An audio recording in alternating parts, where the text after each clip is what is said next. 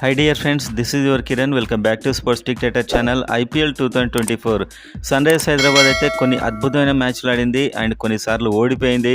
మొత్తానికైతే గత 2-3 సీజన్ల కంటే చాలా బెటర్ పర్ఫార్మెన్స్ ఇచ్చారు సన్ రైజర్స్ హైదరాబాద్ బ్యాట్స్మెన్ అని చెప్పొచ్చు.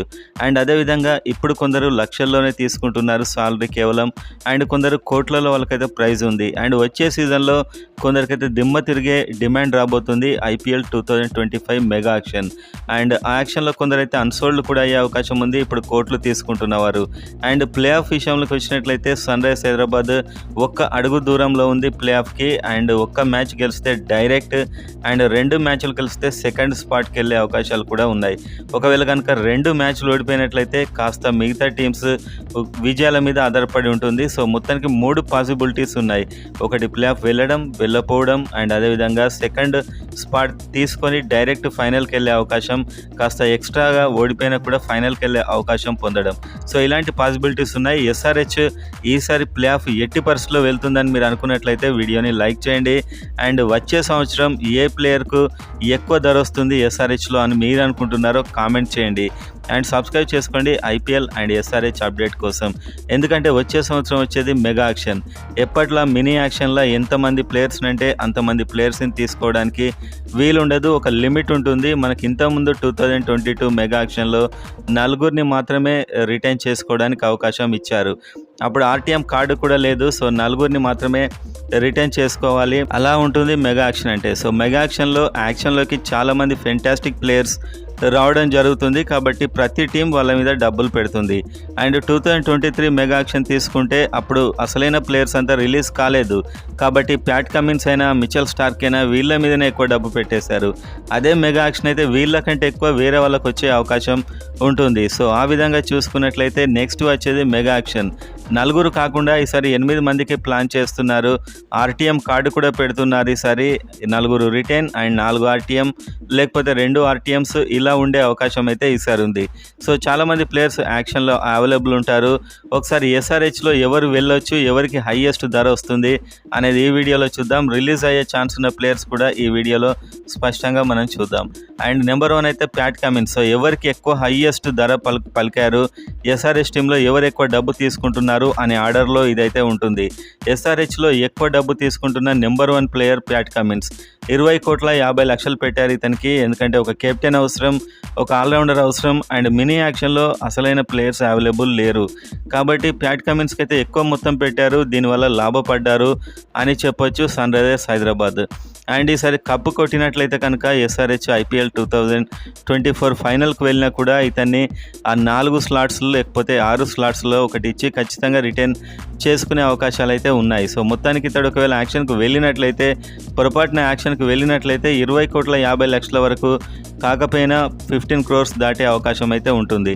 ఎందుకంటే మినీ యాక్షన్ కాదు, ఇది మెగా యాక్షన్ కాబట్టి చాలామంది ప్లేయర్స్ ఉంటారు ఇంకా అందుబాటులో. కాబట్టి ప్యాట్ కమిన్స్కు ఇంత డబ్బు అయితే మెగా యాక్షన్లో వచ్చే అవకాశం చాలా తక్కువ. అండ్ SRH ఇతన్ని రిటైన్ చేసుకుంటుంది ఇదే అమౌంట్కి ఇచ్చి అని నేనైతే అనుకుంటున్నాను. Next number 2 Washington Sundar. So ఇతడు SRH టీంలో టాప్ 2 మనీ తీసుకోవడంలో 8,75,00,000, కానీ దానికి తగినంత గేమ్ అయితే ఎప్పుడు చూపించలేదు. సో అతడికి టాలెంట్ ఉందా లేకపోతే మ్యాచ్లో రాణించట్లేదా తెలియదు, కానీ మొత్తానికైతే ఇంత డబ్బుకు డిసప్పాయింట్ చేశాడని చెప్పొచ్చు. ఒకవేళ ఇతడు యాక్షన్లో కనుక వెళ్ళినట్లయితే దాదాపు రిలీజ్ చేసే అవకాశాలు ఉన్నాయి. అవసరమైతే RTM, మనకి FBM అంటే కబడ్డీలో ఉంటుంది, RTM కార్డుతో ఇతన్ని తీసుకునే అవకాశాలు కూడా ఉన్నాయి SRH టీం. ఎందుకో ఇతన్ని వదిలేదు. సో 8,75,00,000 ఇతడికి ఉంది. ఒకవేళ యాక్షన్కి వెళ్ళినట్లయితే అక్కడ దాదాపు 5 కోట్లు, 4 కోట్లు. సో ఇతడి రంజీ పర్ఫార్మెన్స్ దాన్ని బట్టి ఉంటుంది. And next number 3 Mayank Agarwal. Third ఇతను. ఇప్పుడు వాషింగ్టన్ సుందర్ ఆడట్లేదు SRHకు అంత డబ్బు తీసుకున్నా, అండ్ మయాంక్ అగర్వాల్ 8,20,00,000 ఇతడు కూడా ఆడట్లేదు. ఒకవేళ ఇతడు యాక్షన్లోకి వెళ్తే మాత్రం ఖచ్చితంగా ఇతన్ని చాలా టీమ్స్ తీసుకోవడానికి ఇష్టపడవు, ఎందుకంటే పెద్ద ఫామ్లో లేడు అండ్ ఇతన్ని టీమ్స్ పట్టించుకోవడం కూడా మానేశాయి. సో ఇతడికి 8,20,00,000 ప్లేయర్ 2-3 కోట్లకు ఒక మనీష్ పాండేలా అయ్యే అవకాశం కూడా ఉంటుంది. నెంబర్ 4 చూస్తే రాహుల్ త్రిపాఠి 8 కోట్లు. సో ఇతను 4 highest. So second, third, fourth ఉన్న ప్లేయర్స్ అంతా ఇప్పుడు బెంచ్ మీద కూర్చుంటున్నారు. రాహుల్ త్రిపాఠి అయితే రిలీజ్ అవుతాడు వచ్చే సంవత్సరం, అండ్ ఇతనికి కూడా పెద్ద అమౌంట్ వచ్చే అవకాశం లేదు. 8 కోట్ల రేంజ్కి అయితే వెళ్ళడని నేను అనుకుంటున్నాను. సో 4-5 కోట్లలోనే ఇతనికి వచ్చే సీజన్లో ఛాన్స్ రావచ్చు ఆర్ రాకపోవచ్చు. Number 5 Travis head 6,80,00,000. సో ఇతన్ని అద్భుతమైన ఇన్నింగ్స్లు అండ్ వరల్డ్ రికార్డ్ స్కోర్స్ చూసిన తర్వాత SRH అయితే ఇతన్ని ఫస్ట్ ప్రిఫరెన్స్ ఇచ్చి తీసుకున్నాం, ఆశ్చర్యపోవాల్సిన అవసరం అయితే లేదు. సో ఒకవేళ కనుక యాక్షన్లోకి వెళ్ళినట్లయితే ఇతనికి 15 కోట్లు, దాదాపు 20 కోట్లు పెట్టడానికైనా టీమ్స్ వెనకాడవు. లెఫ్ట్ హ్యాండ్ ఓపెనర్, సో భారీగా ధర పెరిగే ప్లేయర్ అయితే ఇతడు. నెంబర్ 6 అభిషేక్ శర్మ 6,50,00,000. 6,50,00,000 కంటే మించిన ఆట ఈ సీజన్లో అయితే ఆడాడు. SRH ఎట్టి పరిస్థితుల్లో ఇతను వదిలిపెట్టదు, ఇంతకుముందు వీడియోలో కూడా చెప్పాను. ఒకవేళ కనుక ఇతడు యాక్షన్లోకి వెళ్తే 15 కోట్ల వరకు ఈజీగా వచ్చే అవకాశం అయితే కనిపిస్తుంది. భారీగా ధర అయితే పెరుగుతుంది. నెంబర్ 7 హెన్రిచ్ క్లాసెన్ 5,25,00,000 అయితే ఇప్పుడు ప్రజెంట్ తీసుకుంటున్నాడు. అండ్ చాలా హిట్ ప్లేయర్ ఇతను T20లో. ఒకవేళ యాక్షన్లోకి వెళ్తే వికెట్ కీపర్, బ్యాట్స్మెన్ కాబట్టి ఇతనికి ఖచ్చితంగా 10 కోట్ల పైన వచ్చే అవకాశం ఉంది. సో భారీగా ఇతని ధర కూడా పెరుగుతుంది. నెంబర్ 8 భువనేశ్వర్ కుమార్ 4,20,00,000. అండ్ భువనేశ్వర్ కుమార్ వేరే టీంకి ఆడడం అంటే అది దాదాపు అసంభవం. SRH ఇతన్ని దాదాపు 5 కోట్ల వరకు తీసుకునే అవకాశం ఉంది. భారీగా ధర అయితే పెరిగే అవకాశం లేదు భువనేశ్వర్ కుమార్కి. అండ్ నెంబర్ 9 మార్కో యాన్సన్ 4,20,00,000 పెట్టి ఇతన్ని కంటిన్యూ చేస్తున్నారు. ప్రజెంట్ టీంలో కూడా చోటు దక్కట్లేదు ఇతనికి. సో ఇతను రిలీజ్ అవుతే కనుక 1-2 కోట్లకు మించి రాకపోవచ్చు అని నేనైతే అనుకుంటున్నాను. సో ఒక్కొక్కసారి IPLలో మనం చెప్పలేం, కొన్ని టీంలు అనూహ్యంగా 10-20 కోట్లు కూడా పెడుతుంటాయి కొందరు ప్లేయర్స్కి, మనం చూసాం. అండ్ నెక్స్ట్ నెంబర్ 10లో నటరాజన్ 4 కోట్ల ప్లేయర్ ఇతను. సో చాలా రీజనబుల్ ధర నటరాజన్కి ఇది. ఒక యాక్షన్కి వెళ్తే 10 కోట్ల వరకు కూడా రావచ్చు. SRH ఇతన్ని కూడా వదులుకోవడానికి సిద్ధంగా ఉండదు. భారీగా ఇతని ధర కూడా పెరుగుతుంది ఒకవేళ ఇతడు యాక్షన్లోకి వెళ్ళినట్లయితే. And next player Umran Malik 4 కోట్లకి ఇతన్ని రిటైన్ చేసుకున్నారు. అండ్ ఉమ్రాన్ మాలిక్ అయితే చాలా డిసప్పాయింట్ చేస్తున్నాడు, సీజన్లు ఆడుతున్నాడు, కానీ రన్స్ అయితే భారీగా ఇస్తున్నాడు. ఒక స్పీడ్, ఒక ఎక్సైట్మెంట్, ఒక ఫ్యాన్ బేస్ ఉన్న ప్లేయర్ ఇతను. కాకపోతే మ్యాచ్లో తీసుకుంటే మాత్రం ఉతికారేస్తున్నారు ప్రత్యర్థి teams. So Umran Malik release అవుతాడు నాకు తెలిసి వచ్చే సీజన్. అండ్ నెంబర్ 12లో అబ్దుల్ సమద్ 4 కోట్లు. అండ్ ఈ సీజన్లో కాస్త పర్లే అనిపించినా కూడా ఇతడు ఒకవేళ యాక్షన్లోకి వెళ్ళినట్లయితే ఇంతకు మించి ధర రాకపోవచ్చు. 4-5 కోట్లలోనే ఇతనికి ఉంటుంది. సో ఎప్పుడు మ్యాచ్ విన్నింగ్ అయితే ఇప్పుడు ఇన్నింగ్స్ అయితే ఇప్పటివరకు ఆడలేదు. అందరూ బ్యాట్స్మెన్ ఆడినప్పుడే ఇతడు ఆడతాడు, అందరూ ఆడినప్పుడు ఇతడు ఆడాడు. సో ఆ విధంగా ఉంటుంది అబ్దుల్ సమద్. అండ్ నెక్స్ట్ చూస్తే ఏడెన్ మార్కరం 2,65,00,000కే ఇతడు కెప్టెన్సీ కూడా చేశాడు 2023లో. అండ్ మంచి బ్యాట్స్మెన్. ఈ ధర అయితే ఇతనికి చాలా reasonable. Sunrisers Hyderabad team ఇతన్ని ఈ ధరకు తీసుకునే అవకాశాలు ఉన్నాయి ఒకవేళ RTM కార్డు ఉన్నట్లయితే. ఎందుకంటే ఒక మంచి సాలిడ్ బ్యాట్స్మెన్, ఈ సీజన్లో సరిగా రాణించట్లేదు, ఆల్రెడీ పక్కన పెట్టారు. సో ఇతని ధర ఎక్కువ పలకపోవచ్చు, ఒక 4-5 కోట్ల వరకు వచ్చే player. And number 14 Shahbaz Ahmed 2,40,00,000.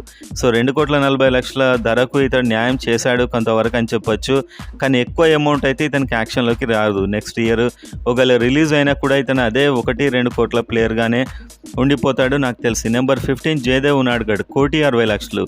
So ఇతడు కొంతవరకు పర్లే అనిపించాడు. అతనికి ఎంత డబ్బు ఇప్పుడు ఇస్తున్నారో అదే రేంజ్కి ఆడుతున్నాడు. సో అంతవరకే ఇతడు మళ్ళీ ఎవరైనా కొనే అవకాశాలు అయితే ఉన్నాయి ఒకవేళ యాక్షన్లోకి ఇతను వదిలిపెట్టినా కూడా. Number 16 Glenn Philip.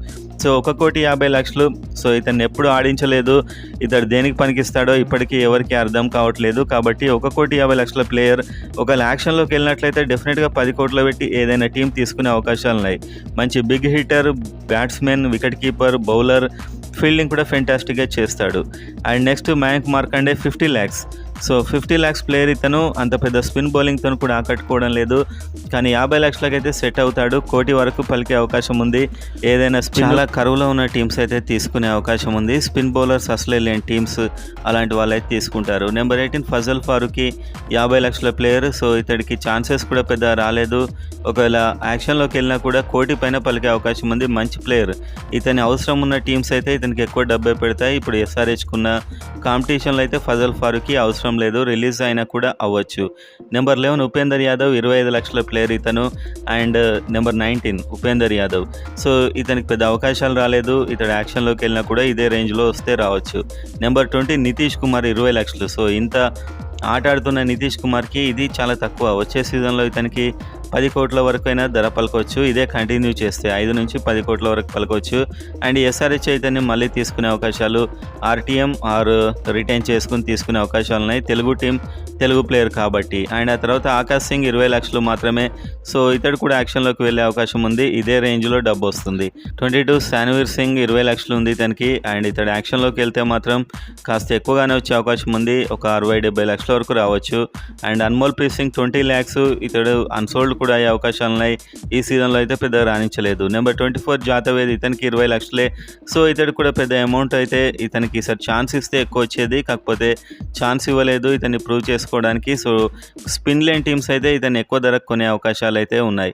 సో మొత్తానికైతే ఇది ఎస్ఆర్హెచ్ యొక్క ప్లేయర్స్ అని చెప్పొచ్చు వచ్చే ఐపీఎల్ యాక్షన్లో.